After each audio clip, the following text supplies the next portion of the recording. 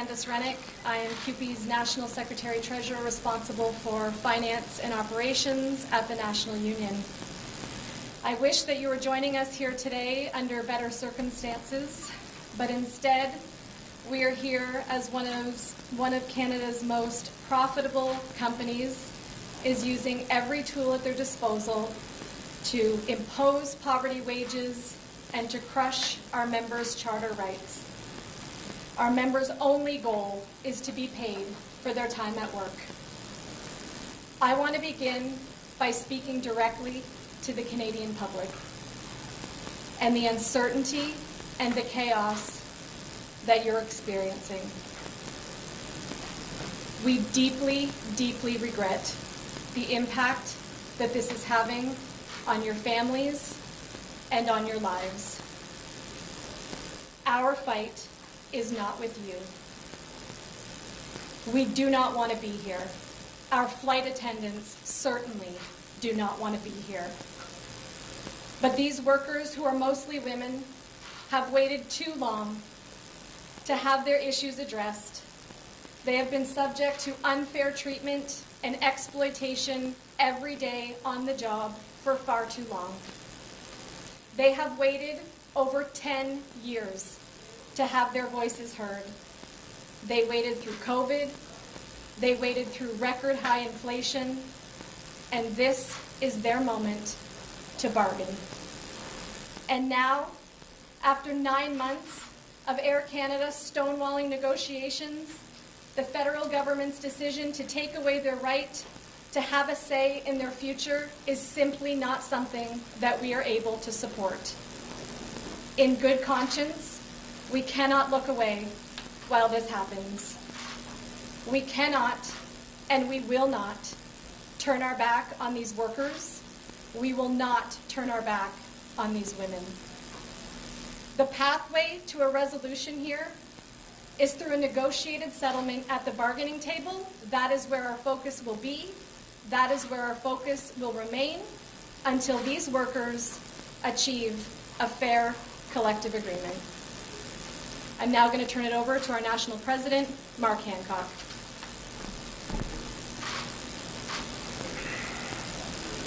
Well, thank you very much, Candace, and good afternoon, everybody. My name is Mark Hancock, and I'm the National President of CUPE, the Canadian Union of Public Employees. I want to begin with a passage that I think speaks volumes to the moment that we're in right now. The right to strike is not merely derivative of collective bargaining. It is an indispensable component of that right. That's from Supreme Court Justice Rosalia Bella in 2015, when she upheld the charter rights of workers in this country to withdraw their labor. We are here today because we are standing up for the rights of our members and for the rights of Canadians under our Constitution. The right to free collective bargaining, including the right to strike, is a fundamental right that is protected by our Charter. It is an essential part of collective bargaining and for workers to have a say in their collective future. These rights have to mean something. And real negotiations cannot happen if only one side is banking on the government taking away the rights of another party. And that is what has happened here. We are here because of Air Canada, a company that clocked $3.5 billion in profit in the past few years, and a company that thinks simply paying workers for their time on the job is too much to ask. Nevertheless, we remain committed to finding a deal, and we welcome any assistance that helps us find a way to reach a freely negotiated collective agreement, an agreement that our members can ratify. We will not resolve this by taking away the rights of workers who are already struggling to make ends meet. Thank you, and we have time for some questions. Mark, James Gresham, the CPC. Just wanted to know, your workers have now and your union has instructed them to defy 2 back-to-work orders, the one that expired yesterday at 2 and the subsequent one that expired today at noon. What's the roadmap forward here if Air Canada refuses to come back to the table? Would you just continue to defy these orders? What are you willing to do? Be fined, go to jail? What's the roadmap here? We will not turn our back on these workers. We will not turn our back on these members. We're going to continue to support those flight attendants that are walking the picket lines here at Pearson and across the country. We will do whatever it takes to get them a collective agreement that they can vote on. When it comes to follow-up, just to Leslie, is that okay? Sure. Leslie, on the call last night with members, obviously there was a tremendous amount of anxiety about people losing their jobs. Are you worried about people's stomachs to stay on the picket line and not cross back over for fear of losing their jobs? Not at all. Our members have remained strong and will continue to remain strong and have reached out saying that they're fully supportive of this. And this needs to happen. They're no longer willing to accept it. Mark, the labor relations, the CIRB has declared this is an unlawful strike. The strike is over. They're saying, you know that people will go to jail potentially and your union will face hundreds of thousands or millions of dollars in fines. What's the limit that you're prepared to exert here to try to make your point? There's no limit. We're going to stay strong. We're going to stay committed to making sure that those workers can do the job that they love doing and actually be able to afford a roof over their heads, to afford caring for their families. And if it means folks like me going to jail, then so be it. If it means our union being fined, then so be it. We're looking for a solution here. Our members want a solution here. But that solution has to be found at a bargaining table. There has been a relative amount of goodwill from the public supporting you guys. Yeah. But as the strike goes on, that may change, especially since you decided to come back to work orders. What is your message to the public? A lot of people who are sitting in that airport stepped the door there for 4 or 5 days now with nowhere to go. Yeah, and I think Candace talked to that very well. We are sorry that the public is caught up in this. We're sorry that people are stranded across the globe. That was not something that we wanted to be an impact. I was telling some folks yesterday, I'm staying here at this hotel and went outside my room to come down, and there was a family sitting on one of those round couches they have in the hallways. They had their suitcases, and they looked distressed. And as a human being, as somebody that cares about folks, that had an impact on me. And we're hearing the stories, and we get the frustration that folks are having. There's life-changing events happening across the globe. There's people that have lost family members. There's medical appointments. There's vacation, and people need to be able to enjoy some time in the summer with their families. And we are, as Candace said, and as we've all said, we are sorry that they are being caught up in this. When it comes to the negotiations, when was the last time you were in contact? Have you reached out to Air Canada to say, hey, while this is all going on, can you just get back to the table? I'm not sure when the last contact was made, but we have made it very clear that we're all still here at this hotel, and while we enjoy room service, we're not here for a holiday. We're not here for a vacation. We're here to do the work. We're here to negotiate a collective agreement. The employer is not here. We want to get a deal, but it takes two sides to commit to meeting and to working through some of the challenges that are facing us. The general public may be confused by this. I mean, it does sound like you're sort of waiting for a call. Is that what you're waiting for? Not necessarily waiting for a call, waiting for something for the employer to show up and say they're ready to bargain. Would it be worth calling and say, hey, let's I believe there has been some. We have reached out to the employer. I think Wesley did that today or last night. So And what was the response? I don't know. Wesley, do you want to talk to that? There's been no response from the employer. No response. Nothing. When was the last time that negotiations were actually happening today? That would have been Friday night. For the sake of the broader labor movement, and you kind of alluded to it answering Sean's question, there's no turning back here for you guys. Is that how you see it? Like this is something that you need to see to the end, either a solution through the resolution of the bargaining table, or just an unending defiance of the law. One or the other. None of us want to be in defiance of any law. That's not our. But you are. Right now. I'm trying to answer the question. None of us want to be in defiance of the law. But as we've said repeatedly, we're going to stay committed to those workers that are walking the line. You know, the employer has, or the government has said that we should go to binding arbitration. And binding arbitration is sometimes a solution that some unions will work. We're already in the courts on 107. The fact that the government has used 107 in this case and in previous cases sends a very strong message to my union, but also to the labor movements in the public. And we will get through the courts. I'm very optimistic that we will be successful in the courts. But as I said yesterday, and I've said a number of times, we're looking at 10 years probably before this works its way through the courts. And our members do not have 10 years to wait to have their rights restored. Did you prepare any consequences, or what are the consequences of continuing strike? Sorry? What are the consequences of the continuing strike?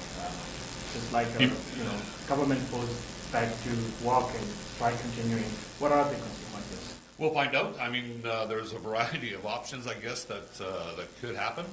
But again, our resolve is with those women and those men that are walking the picket line that need to be fairly compensated for their time. Mark, what kind of support are you getting from other unions in Canada right now? Because this is a defining moment for trade union movement in Canada. Yeah, it's a bit of deja vu from a few years ago when we were fighting the Conservative government here in Ontario with our education workers.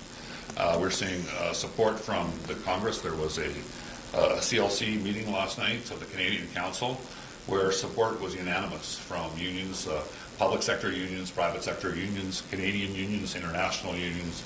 It was very reassuring for Candace and I to be on that call with all of these labor leaders who not only said that they supported us, but that they would, of course, act as things approach, as we continue moving forward. So, I mean, in the union movements, there's a lot of solidarity. Solidarity is not just a word.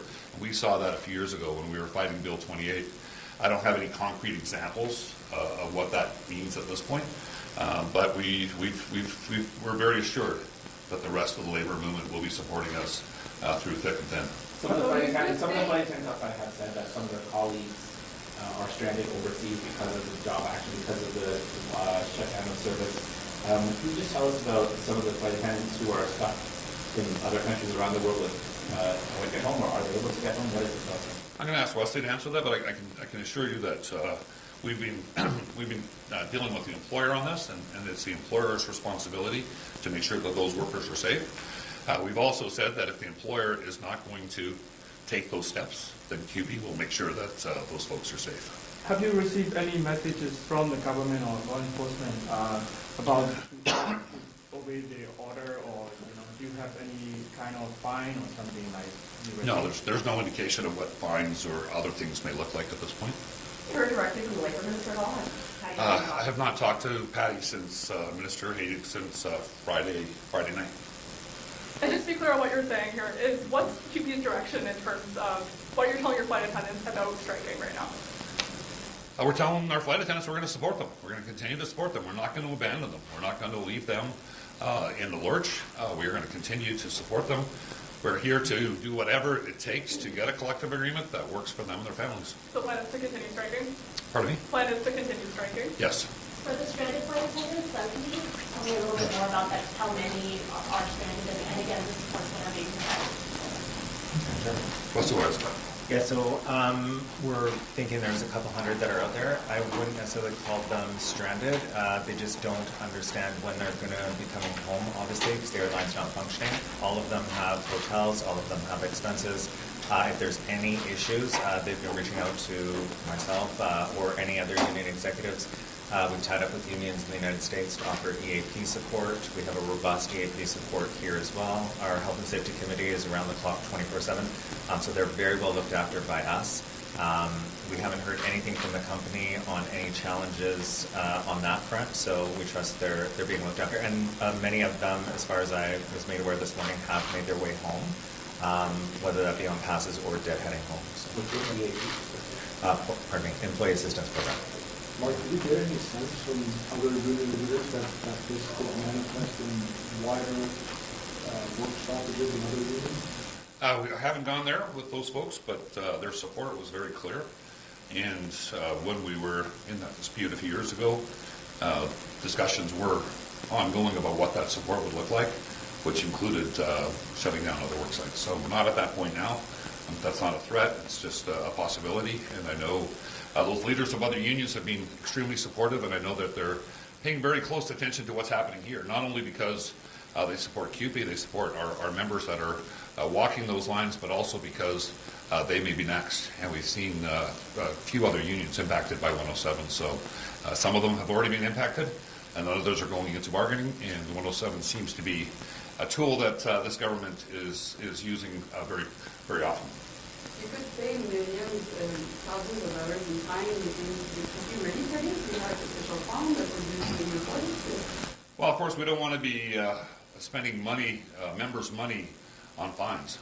Having said that, we also have a responsibility, morally and otherwise, to these workers. And if there are fines, I had a message to Premier Ford a few years ago, and my message is very much the same. If you're going to fine us or you're going to try and take us on financially, then you can take us to court, and we can see where that plays out. Just back to the scheduling of flight attendants, Mark. Have flight attendants been scheduled to come back to work? In other words, the onus on them not to respond according to the scheduling system. I'm wondering about the mechanics of that right now. Because the airline said they were going to get back to business today. So were they getting message, or can you eliminate a little bit how they're being directly contacted? I can't answer the contact piece, but I can tell you that if Air Canada thinks that planes will be flying this afternoon, they're sorely mistaken. That won't be happening today. Leslie, do you want to talk to the scheduling or no? Morale of some of your members out in the QC lines. Are they feeling more emboldened today than they were, on day one of this? Or are they starting to, lose faith that this is actually going to go their way? The longer this goes, the more direction there is from the Fed to move forward. I haven't actually been out on the line today. I'm going to go there a little bit later on this afternoon. But I can tell you that all of these members, these workers, nobody wants to be walking the line. There is some fear that something may happen to them as individuals. We've been reassuring them from the national union as well as the locals that we will have their backs. We will support them, each and every one of them, and that they have the full support of our 750,000 members across this country and the full weight of the national union as well as our locals and the component. Mark, you've been at the front end of a lot of strikes or labor actions. Have you ever had 99% plus on vote-in, buy-in? Not that I know. I mean, we have our locals range in size, right? From well, what does it mean then, 99 plus? Oh, it's amazing. It's absolutely about a strong, obviously 100% is the only stronger number that you can have, but to have 99% plus support for a strike vote, and also the percentage of folks that actually participated in that. I've seen strike votes over the years where they're very high, but the percentage of members that have voted might be 60 or 70%. Here, very much like the education workers, that was a very high strike vote, and it was a very high number of members that participated in that. There's a lot of similarities. This strike vote is higher than that one, so I think that should send a strong message to the employer and to the government. What's the communication you had with the Canadian Industrial Relations Board? There was a hearing last night, so that was the latest, and there was an order delivered this morning. So you won't answer if you have opinions to answer to have a written statement to understand this won't happen today? What kind of statement? Sorry. It is that they mentioned that you have opinions to make like a written statement. Oh, okay. Well, that's part of the reason we're having this press conference, is letting folks know that while we're very sympathetic and we don't want Canadians caught on this, but we will not be returning to the skies this afternoon. On that note, I know the public opinion is so delicate on this. It is. Air Canada flies the vast majority of the flights domestically, internationally out of this country. How closely are you monitoring public opinion that could quickly shift against you if this drags on days? Yeah. No, I mean, obviously, we're paying attention to what's happening in the world, including, how folks are feeling. We don't let polls dictate the actions of a union in any way, shape, or form, but we are paying attention, and as Candace noted, regardless of the polling, we are very we're very sorry for the impact on Canadian people, and that's unfortunate that they're caught up in this. And it's not going to change our resoluteness. It's not going to change what we're doing as a union, but we do pay attention to it. Is it possible your view is going to change at all today? In other words, Solidarity Bargaining Committee and the whole executive there, are you all in on this, or could that change today? Hell yeah, we're all in on this. Like I said a number of times, we're here for those workers. And like you've heard, I fly a lot. I'm the national president, and Candace and others fly a lot. We get to spend a lot of time in the air and on the ground with these folks. And we're there for sometimes delayed an hour or two or three, and that's inconvenient for me and the public. But for those workers, for those flight attendants, they're working those 3 hours, those 4 hours, and not getting paid a dime, and that's just unforgivable. And that's what this is about. We want to make sure that those women and men get the pay that they deserve and that they're entitled to. Last question, guys. Will you go back to members at all in the next 48 hours to see where they're at? We're talking to our members all the time, and there was a meeting last night from the components, and there was thousands of folks on there. And they're still very strong in their support for the union and the action. Absolutely. Well, we're in contact with our members all the time. Thank you. Thank you, everybody. Is that mine? Oh, looks like mine. That'd be a bad thing if I took your phone, eh? Do you know what time you're going to go? Pardon me? Do you know what time you're going to go? No, probably in an hour or so. I think, as soon as we can. We got to meet the staff. I'm not sure, maybe an hour or two. Thank you.